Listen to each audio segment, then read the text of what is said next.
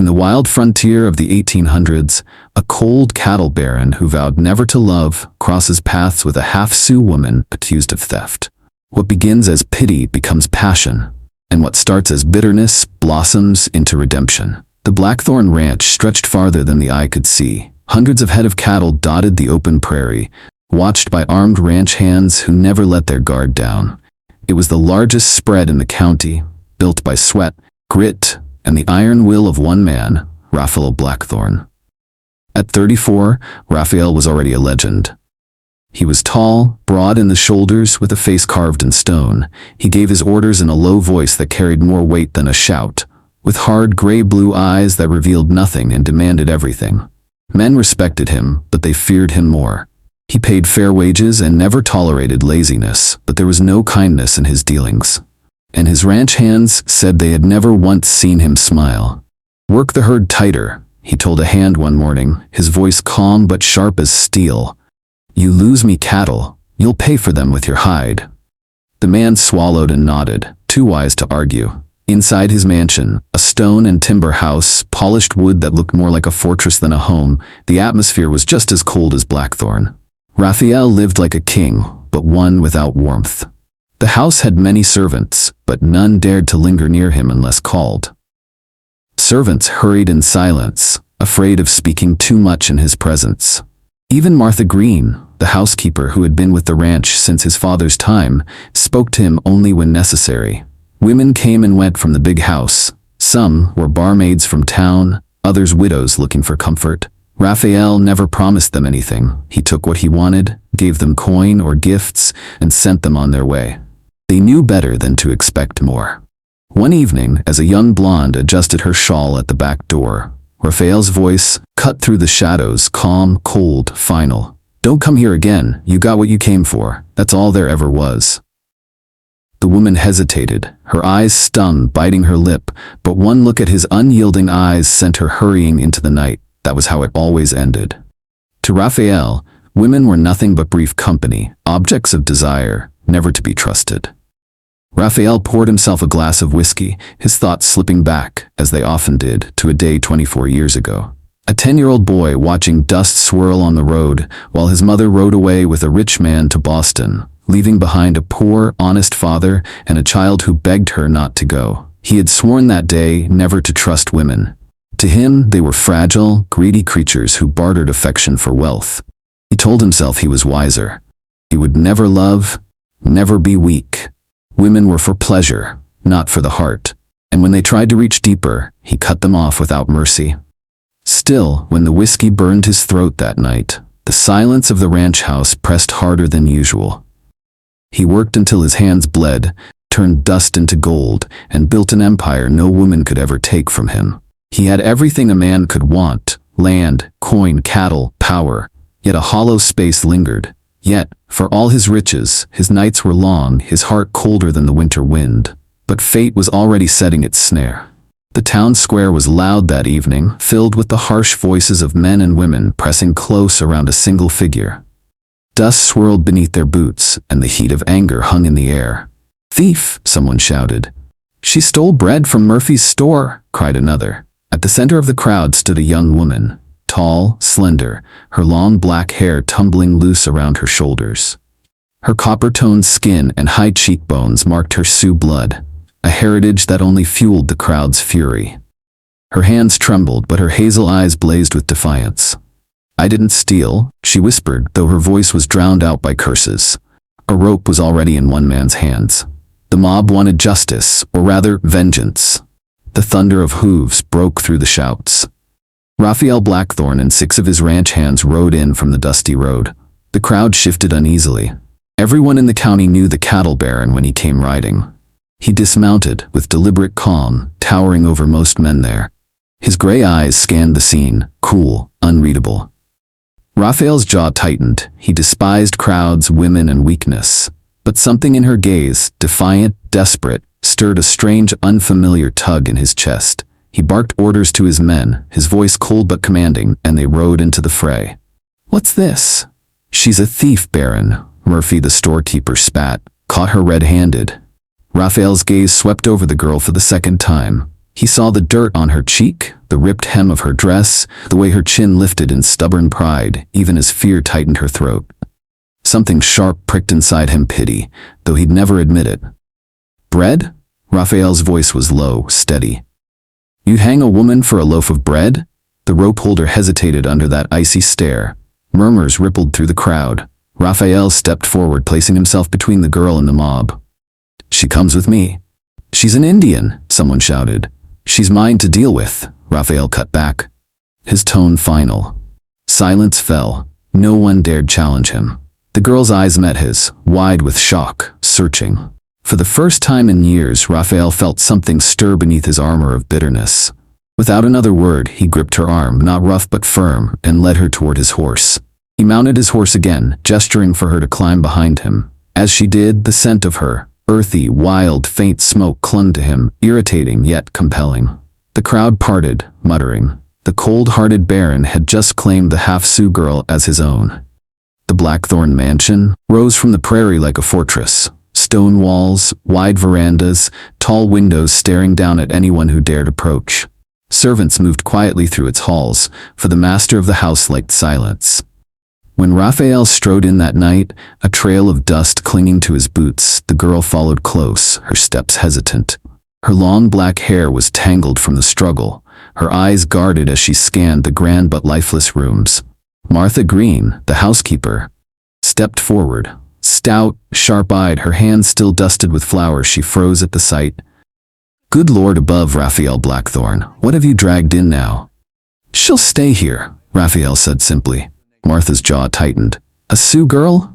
Do you know what folks will say? And under your roof?" Raphael's gray eyes cut to hers, cold as steel. "I don't give a damn what folks say. She was about to be lynched over a loaf of bread. She'll work with the cleaners. Give her a room." Martha crossed her arms, refusing to back down. "You've brought women here before, Baron, but they left through the back door before sunrise. This one, she's different. You'll ruin her if you keep her." Raphael's voice dropped lower. "She's here to work, nothing more." He turned to leave, ending the argument. Martha's eyes softened as she looked at the girl, but her voice remained stern. "Come on then, let's find you something clean to wear."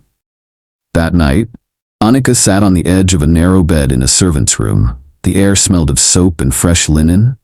She had food in her stomach, clothes on her back, and yet her chest felt tight.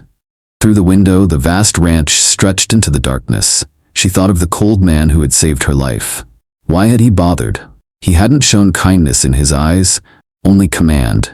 Still, she whispered into the night, "Thank you." Down the hall, Raphael poured himself another glass of whiskey. He told himself he felt nothing, but the image of her defiant eyes lingered longer than he wanted. Martha entered the hall, her sharp eyes lingered on him. "Raphael, are you sure about this?" He didn't answer. He rarely answered. Yet something deep, buried beneath years of bitterness, stirred. Something he hadn't felt in decades. The first trace of concern for a woman. The morning sun cast pale gold across the sprawling ranch, highlighting the worn wooden beams of the mansion and the endless fields beyond. "This will be your room," Martha said softly, pushing open a heavy door. Sunlight spilled across the polished floorboards, glinting on the ornate furniture. Anika's hazel eyes swept the room. It was luxurious, certainly, but cold, unwelcoming. "You'll start with the cleaning duties," Martha continued, her gaze flicking toward the doorway where Raphael stood, tall and rigid, arms crossed. His gray-blue eyes scanned the room, settling on Anika for a heartbeat too long. She felt a chill crawl up her spine. "You'll follow rules," he said, voice like steel, "and do exactly as you're told. Any misstep." His words trailed off, but the threat hung in the air.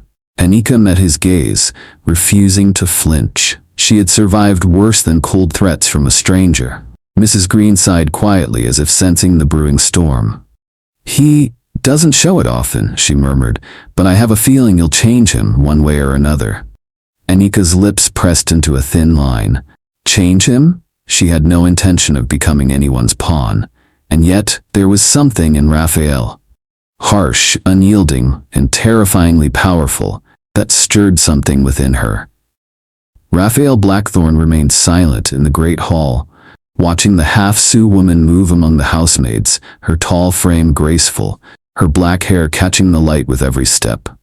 She cleaned with quiet diligence, but there was no hiding the defiance in her dark, hazel eyes. Raphael had instructed the housekeeper firmly. She would stay, but under no circumstances would she assume any special privileges. He had no interest in fostering gratitude. He merely wanted to ensure she survived under his roof. Hours passed as she scrubbed floors and polished silver. Raphael watched from a distance, his presence a silent shadow. He did not speak. He did not smile. Yet every movement she made seemed to draw his attention. The way her fingers worked deftly, her posture unyielding despite fatigue, stirred something he could not name. Irritation? Or perhaps the faintest twinge of admiration. By the time the sun dipped behind the hills, Anika's arms ached, her hands raw. She paused, breathing heavily, and for a fleeting moment their eyes met across the hall. Something unspoken passed between them, frustration, curiosity, a spark neither was ready to admit. Raphael turned abruptly, disappearing into his study. The mansion felt emptier than before, yet strangely alive with tension. "Anika," he called sharply at mid-morning, the sound of his voice startling her. She paused, broom in hand, meeting his steel-gray gaze without flinching.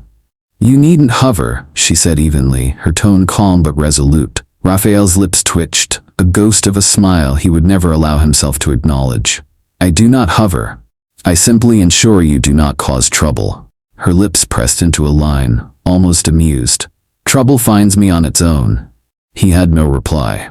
In truth, he felt the stirrings of an emotion long buried. Curiosity, fascination, perhaps even concern. And it frightened him. Women were treacherous, untrustworthy. He would not allow himself to care for her. And yet, he could not deny the strange pull he felt every time she entered a room. By evening, he found her standing by the window, gazing at the distant hills, the wind lifting her hair like a dark banner. He wanted to speak, to ask her thoughts, to offer comfort. But the words died in his throat. She was his responsibility, nothing more. And yet, for the first time in years, Raphael felt the icy walls of his heart begin to crack. Fragile, reluctant, and entirely against his will. Morning came sharp and brisk on the Blackthorn ranch. Men saddled their horses before dawn. Dust rising as cattle were driven across the open range. But their talk was not of the herd that morning. It was of the dark-haired Sioux girl now living under the Baron's roof. "She'll bring trouble," one ranch hand muttered. "Maybe she's just like the others he brings in," another chuckled. The foreman, Jonathan Hale, silenced them with a hard glare. "She ain't like the others, you mind your own work." Inside the mansion, Anika swept the hall floor with quiet hands. Though her mind was restless, she had food, shelter, and safety. Yet the man who had saved her life spoke to her with the same tone he used on his cattle, cold, commanding. Raphael entered the room, his boots heavy against the polished wood. His gray-blue eyes fell on her broom. "Don't just stand there, clean faster. This isn't a charity house." Anika straightened, her hazel eyes flashing. "Why did you save me then? If you meant only to treat me like dirt, you should have left me to them." The silence stretched thin. For a heartbeat, Raphael's jaw tightened, as though her words struck deeper than he wished. But his reply came sharp, clipped. "I don't answer to you. Do your work, keep quiet, and stay out of sight. That's why you're here." He turned away before she could answer. Anika's chest ached with anger and confusion. Why save her life if he meant to crush her spirit? His hostility was a wall she could not climb, yet part of her wanted to know what hid behind those frozen eyes. Raphael walked into his study, poured whiskey, and cursed himself silently. He had saved her without thinking. But now she was in his house, under his command, staring at him with eyes that unsettled his iron resolve. By the fourth day, whispers had spread from the bunkhouse to the barns. The Sioux girl wasn't gone, as many expected. She worked inside the mansion like one of the servants, yet her presence unsettled everyone. Some called her cursed, others claimed the Baron had finally lost his wits. Anika ignored the gossip, though it reached her ears. She moved about the ranch house with quiet dignity, refusing to bow her head. But every order from Raphael was laced with bitterness. "Don't speak unless spoken to," he said one morning as she laid out fresh linens. "I wasn't speaking," she answered calmly, her hazel eyes steady on his. His hand tightened on the glass he held. No one ever talked back to Raphael Blackthorn. "You've got spirit," he said finally, his tone sharp. "That'll get you killed if you're not careful." "Maybe it already almost did," she replied, her voice low. Their eyes locked, steel gray against warm hazel. Something unspoken crackled in the space between them, but Raphael broke it first, turning away as though the sight of her angered him. Later that day, he overheard two ranch hands muttering outside the barn. "The boss has gone soft, saving that Indian girl." "Soft?" the other scoffed. "Look at him. He treats her worse than a stray dog." Raphael stepped out of the shadows, his cold gaze silencing them. Still, their words burned. Soft. Was that what they thought of him? That night, as Anika folded linens by lamplight, Raphael passed through the hall. He stopped, his eyes lingering too long on the curve of her hair, the quiet determination in her face. He told himself she was a burden, nothing more.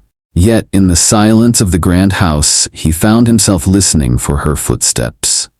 Anika, meanwhile, sat on her narrow bed, wondering why the man who had saved her life now seemed determined to make her regret it. The wind outside rattled the shutters, whispering through the mansion like a ghost of forgotten nights. Raphael sat by the fire, steel gray eyes fixed on the dancing flames. The house unusually quiet. His thoughts were interrupted by the sound of soft but deliberate footsteps in the hallway. Before he could rise, a woman appeared at the doorway. A lady of the town, dressed in finery, her auburn hair curling around her pale face. She carried herself with the arrogance of someone used to getting what she wanted. Her green eyes gleamed with mischief and unspoken intentions. "Raphael," she purred, leaning lightly against the doorway.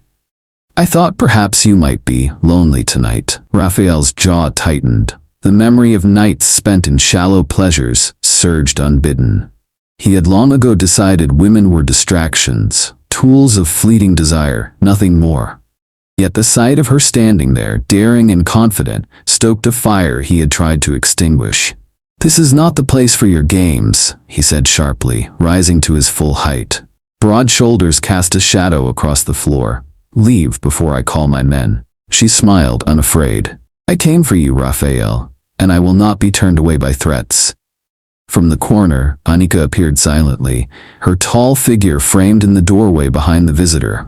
Warm hazel eyes burned with quiet fury, lips pressed in icy determination. Raphael's gaze shifted between the two women.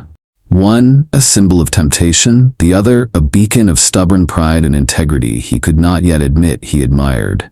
His chest tightened, not with desire for the visitor, but an unfamiliar, sharp protectiveness toward Anika. "Leave," he repeated, voice low, dangerous. The visitor hesitated, realizing she would not sway him tonight. With a slight huff, she swept from the room, leaving a trace of perfume and a tension that refused to fade. Anika stepped forward, silent but unwavering. Raphael met her gaze, the firelight reflecting in her eyes.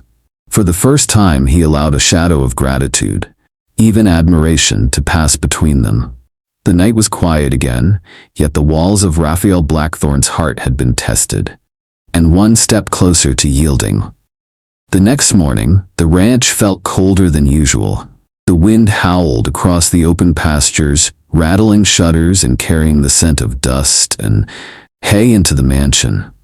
Raphael Blackthorn moved through the grand hall with deliberate precision, yet the encounter from the previous night lingered in his mind. The visitor's boldness had awakened a stir in him he could not name. A flash of irritation mixed with something dangerously close to protectiveness. Anika was in the kitchen, quietly preparing breakfast for the staff, her tall figure upright, black hair falling over her shoulders like a dark waterfall. Warm hazel eyes met his briefly, and for a moment an unspoken understanding passed between them. She had seen it too, the shadow of temptation that Raphael had successfully kept at bay. "You handled her well," she said softly, her voice calm but edged with warmth. Raphael's lips twitched in the faintest acknowledgement. "She should not have come here. She knows her place is elsewhere." Anika's gaze softened, though she did not smile. "And yet, you did not harm her." That was surprising. He ignored the flicker of his own thoughts and focused on the fire crackling in the hearth. Surprising, indeed. He had surprised himself, realizing that protecting this woman, this half-Sioux stranger, was far more important than any fleeting desire he might have once felt for others. She approached him, brushing a strand of black hair from her face. "Do not think you can frighten me with that stern face of yours. I see everything, Mr. Blackthorn, every thought you try to hide." A shiver ran down his spine, unacknowledged, as if her words had cut through the iron walls of his heart. For the first time he felt that undeniable pull, not lust, not fleeting passion, but something deeper, something that unsettled him with its intensity.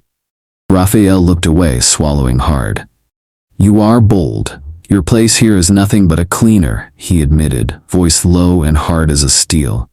"And you are human," she replied, with a trace of challenge and amusement. The tension hung heavy in the air, unspoken yet electrifying. That night, as the wind moaned through the hills, both realized that the slow, relentless march of fate had begun. The heart of the coldest cattle baron might not remain untouched forever. The mansion was quiet that afternoon, the sun throwing long shadows across the polished floors. Martha had ordered Anika to tend to the baron's quarters, a task that instantly stirred envy among the other servant girls. "She's only been here a week, and already cleaning his rooms," one whispered bitterly in the kitchen. "Don't fool yourself," another sneered. "The baron doesn't let anyone near his chambers unless he wants them there." Their laughter carried down the hall, sharp as thorns. Anika heard the words but kept her head high. She had no illusions. Raphael Blackthorn despised her. Whatever task she was given, it was duty, not privilege. Still, the sting of their jealousy pressed hard. Inside his chamber she moved carefully, dusting the large oak desk, folding his bed linens with neat precision. The room smelled of leather, whiskey, and smoke, everything about it heavy, masculine, and cold. She didn't hear him until his shadow fell across the doorway. "What are you doing here?" His voice was low, sharp. Anika turned, startled but steady. "The housekeeper said to clean your quarters." His eyes narrowed, steel blue-gray, hard as stone. "I don't need anyone pawing through my things, especially not you." The word struck deeper than he knew. Her lips parted, but no sound came at first. Finally, she forced her voice out. "Why save me then? Why bring me here only to hate me every day?" Raphael stepped closer, his presence towering, suffocating. For a moment it seemed he might answer, but instead he snapped. "You're here because I allow it. Don't forget that." Her chest tightened, the last of her fragile strength nearly shattering. She bowed her head, turned, and brushed past him, her eyes burning with unshed tears. Raphael stood rooted in silence, anger twisting inside him, not at her but at himself. He had rescued her from death, yet here he was, the one breaking her spirit. The sky cracked open that night, the storm rolling across the plains like a beast unleashed. Rain battered the roof, and the wind howled through the shutters of Blackthorn Mansion. Anika lay awake in her small chamber, staring into the darkness, the weight of Raphael's words from earlier pressing like a stone against her chest. She thought of the jealousy of the other girls, their poisonous whispers, and of his cold fury that had nearly broken her. For a fleeting moment, she had wanted to give in, to let despair consume her. But no, she clenched her fists in the dark. "I will not shatter. I will not let him destroy me." A sudden bang startled her. The shutters in the hall had flown open. She hurried barefoot across the corridor to close them, but the storm had already drenched the floor. As she struggled, a strong hand caught the window beside hers and slammed it shut. Raphael. His shirt clung to his shoulders, rain dripping down his jaw. "You'll catch your death," he growled, taking the shutter from her trembling hands. His voice was sharp, but beneath it, something else trembled. Concern? Anika met his eyes, her breath catching. For an instant his mask slipped, and she saw a flicker of something raw, almost human. But just as quickly he turned away, dragging the latch closed with unnecessary force. "You don't belong in these halls at night," he said, his tone hardening again. She swallowed, steadying herself. "Perhaps not, but storms don't choose where they strike, Baron." The words surprised even her, daring and quiet. His gaze snapped back, sharp as lightning. For a moment silence hung heavy, broken only by the pounding rain. Then Raphael stepped back, jaw tight. "Go," he ordered. Anika bowed her head, not in defeat but in quiet defiance. She would not cower. She would not let him see her crumble. And as she returned to her chamber, Raphael remained by the window, fists clenched, fighting a storm that had nothing to do with the rain outside. The storm had passed, but its echo lingered in the mansion's halls. Anika, quiet and steadfast, resumed her duties, though her thoughts returned often to that fleeting moment when Raphael's eyes had softened. She guarded it like a secret flame, even as his hostility reminded her daily that she was unwelcome. Not everyone ignored her.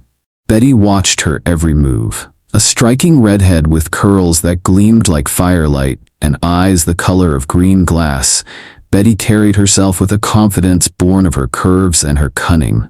The other girls whispered that she was certain sooner or later the Baron would tire of his distance and finally take a wife. And who better than her? But Raphael had already measured Betty's kind. Opportunists with painted smiles, women who longed for his title more than his heart. He tolerated her presence, no more. Betty, however, mistook his aloofness for a challenge. When she noticed Anika being sent to clean Raphael's quarters, jealousy coiled like a serpent. How could that dark-haired, soft-spoken girl, playing beside her own fire-lit beauty, be given such a task? Betty's pride bristled. She cornered Anika one morning in the stable yard, her lips curling into a smile that never reached her eyes. "Strange, isn't it?" Betty murmured, brushing a strand of hair from her face. "How the Baron can't stand the sight of you, yet still lets you into his rooms. Makes a girl wonder what game you're playing." Anika froze, her hands tightening around the bucket she carried. "I play no game." Betty leaned closer, her perfume thick with roses. "Then beware, darling, because if you're not careful, this place will eat you alive, and I won't be sorry to watch." The venom in her words stung more than Anika wished to admit. Yet she held her chin high, refusing to give Betty the satisfaction of seeing her flinch. Behind the upstairs window, unseen, Raphael watched the exchange, his face unreadable. The mornings carried a fragile hush, broken only by the clatter of hooves in the yard or the hum of the servants at work. Yet beneath the polished surface, envy brewed. Betty's smile had grown sweeter in the Baron's presence, her voice pitched to honey, but Raphael's indifference cut her pride raw. Each cool glance, each disinterested nod only sharpened her hunger to claim him. She was not accustomed to being overlooked, certainly not in favor of a slip of a girl like Anika. That evening, she lingered near the kitchen door, watching as Anika carried fresh linens toward the grand stairwell. Betty's eyes narrowed, her jealousy a flame-consuming reason. "Little dove," she whispered under her breath, "it's time you learned how cruel the skies can be." Later, in the lantern-lit corridor, Betty intercepted her. "The Baron doesn't care for quiet girls," she said smoothly, leaning close enough for her red curls to brush Anika's shoulder. "Men like him want women with fire." Anika, startled but steady, replied softly, "A man of honor wants truth." Betty laughed low, a dangerous sound. "We'll see about that." Her hand shot out, yanking the bundle of linen so they scattered across the floor. "Clean up your mess, darling. You wouldn't want the Baron thinking you're careless." Anika's cheeks flushed, but she knelt to gather the fallen sheets, her dignity unbroken. She would not give Betty her triumph. What neither woman knew was that Raphael stood at the far end of the hall, hidden by shadow. He had seen Betty's cruelty. For the first time, a protective anger stirred within him, not for himself, but for the girl who bore insults with such quiet strength. Betty's laughter echoed down the corridor, triumphant, yet it carried the faintest note of desperation. The morning broke crisp and sharp, the sky washed in pale gold as the manor stirred awake. Anika had risen early, her hands raw from scrubbing floors and polishing brass, yet her spirit carried a quiet determination. She walked the long corridor with a stack of freshly laundered linens, the scent of soap clinging faintly to her skin. But she wasn't alone. Betty stood waiting, her fiery red hair catching the lantern light, a cruel smile tugging at her full lips. She stepped into Anika's path, her corseted gown swaying, emerald eyes glinting with mockery. "Well, look who thinks she belongs near the Baron's quarters," Betty hissed, yanking the linens from Anika's arms. The pile tumbled to the ground, scattering like fallen snow. Anika bent quickly to gather them, her cheeks burning. "Please, Betty, I meant no offense." Her voice was soft, edged with weariness. Betty crouched low, her breath warm with venom. "You're a fool if you think he'll ever see you. Men like him don't waste themselves on strays." Her laugh, low and cruel, echoed in the empty hall. Anika swallowed hard, fingers trembling as she clutched the crumpled linens. For a moment, the words pierced deeper than she could bear. It was then she felt it, the heavy silence at the corridor's end. She turned slightly and her heart lurched. Raphael stood there. His broad frame leaned against the doorway, arms folded across his chest, gray-blue eyes narrowed like steel. His presence was commanding, his gaze unreadable. "Betty," his voice cut through the tension, low and sharp as a whip. "Leave." Betty's bravado faltered. Her cheeks flushed crimson, yet she tossed her curls with feigned defiance. "I was only teaching her her place." Raphael stepped closer, his boots echoing against the floor. His tone was cold, merciless. "Her place is where I assign it, and yours, Betty, is not in my path when I've not called for you. Be careful, Betty, or I toss you back where you belong," Raphael said with finality. The silence that followed was crushing. Betty's eyes glistened with wounded pride as she stormed past him. Anika remained on her knees, clutching the linens, caught between gratitude and confusion. Raphael's gaze lingered on her only a moment longer before he turned away, leaving her heart more tangled than ever. The storm outside raged, hammering against the tall windows of Blackthorn Mansion. Yet within its walls, a far fiercer storm brewed between them. Anika stood in the hall, her dark braid damp from the rain, cheeks flushed as though the tempest itself had taken root in her veins. "You treat me like a servant when it suits you, and a possession when it does not. I will not be ordered about like cattle." Her voice trembled, but the fire in her eyes refused to yield. Raphael's jaw clenched, his broad shoulders taut beneath his black coat. "You forget yourself," he growled, though the words lacked conviction. For in truth, it was not authority he feared losing. It was her. She stripped him of his cold armor with every glance, every word. Anika stepped closer, defiance burning in her gaze. "No, my lord, it is you who forget. I am flesh and blood, not another prize for you to claim." The words struck like a blade. Silence pressed between them, breathless, dangerous, and then it shattered. His hand shot out, capturing her wrist as she turned to leave. His gray-blue eyes locked onto hers, blazing with torment he could no longer bury. "Damn you, Anika," he whispered, the words raw, desperate. Before she could answer, his lips crushed against hers. The kiss was not tender, it was fire, fury, hunger, and helpless longing entwined. Her gasp melted into his mouth, resistance crumbling as the storm inside her met his. His arms caged her close, strong and unyielding, as though letting go would destroy him. For a heartbeat, the world vanished, the storm, the manor, even the weight of bitterness. There was only them. But when they broke apart, breathless and trembling, Reality returned sharp as winter frost. Anika touched her lips with shaking fingers, eyes wide. "You had no right," she whispered, torn between outrage and dangerous yearning. Raphael's chest heaved, his expression ravaged. "I know," he confessed, voice hoarse with both regret and hunger. "But God help me. I could not stop." Outside, the storm screamed against the glass, echoing the war inside them.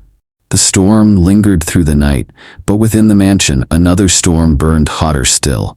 Raphael had not slept. Every time he closed his eyes, he felt the softness of Anika's lips, the tremor of her body pressed against his. He had sworn he would never allow himself such weakness, but she had slipped past his walls, unraveling him. By dawn, he found himself in the stables, his hands gripping the bridle of his stallion as though the leather alone could tether his thoughts. Yet even there he could smell her, a faint trace of wild rose clinging to his memory. "Running from ghosts?" came a voice. It was Betty, her red curls tucked neatly under a bonnet, her smile coy. She leaned against the stall post, eyes glinting with practiced allure. "Or perhaps from the Sioux girl who has somehow bewitched you?" Raphael's gray-blue gaze cut to her, cold as steel.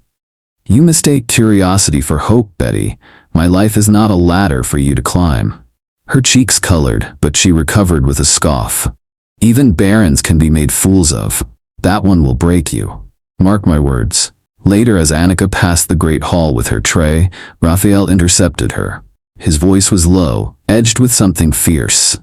"Do not walk alone after dark. Not through the town, not even here. There are those who envy you." Her dark eyes flashed. "You mean Betty?" "Among others." His hand brushed hers, barely a touch, yet it seared her like fire. "They will whisper, they will strike at you in ways you cannot see. I will not have you hurt." Anika stared at him, torn between outrage and a flutter of warmth she could not quell. His words did not sound like control. They sounded like fear. Fear for her. In that moment she saw not the untouchable Baron Blackthorne, but a man unraveling, his armor cracking in places he could no longer mend. The evening was still, the air heavy with the scent of tobacco smoke and leather. In his chamber, Raphael poured himself a measure of whiskey, the amber liquid catching the lamplight as he leaned back, exhausted. His gaze drifted toward the mahogany chest at the foot of his bed. A chest that guarded his most private memory. The pendant. The one object he allowed himself to treasure. Inside were sketches of his father's weathered face, his mother's laughing eyes, and his own boyish smile before the world soured him. He rose, opened the chest, only to find the velvet pouch empty. The sound that tore from his throat was primal, a roar that rattled the windows. He shoved the chest closed with such force that glass trembled in its frames. Mrs. Green rushed in, pale as chalk, wringing her hands. "Who was last in here?" His voice was ice, his blue-gray eyes cutting like blades. Mrs. Green stammered. "Anika, sir. She was assigned to clean earlier." Raphael froze. The name clawed through him, disbelief and fury tangled in his chest. "Anika?"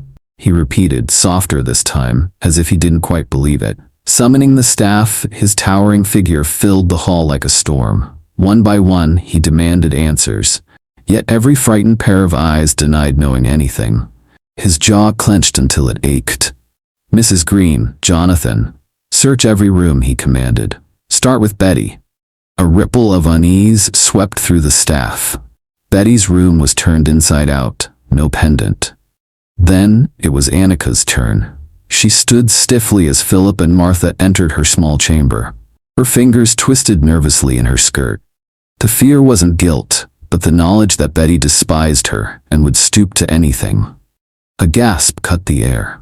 Jonathan held the pendant aloft, pulled from beneath her pillow. Anika's knees weakened. Her hazel eyes locked on Raphael's face. She saw disbelief, then something far worse, coldness. He stormed from the room, his voice a whip crack. "Anika, my study, now." Her breath caught in her chest. The walls of the mansion seemed to close around her, whispering betrayal. What happens next? Will Anika be found guilty of stealing the pendant? Will Raphael Blackthorn finally believe in her innocence? And what secrets from the cold-hearted cattle baron's past are about to come knocking on his door? If you've enjoyed this chapter of Raphael and Anika's story, don't forget to like, share, and subscribe for more timeless historical romances that will sweep you off your feet. Tell me in the comments, what was your favorite moment and what are you expecting in part 2? I'd love to hear your thoughts. And don't forget to hit the bell icon so you'll never miss the next chapter of love, betrayal, and passion on this channel.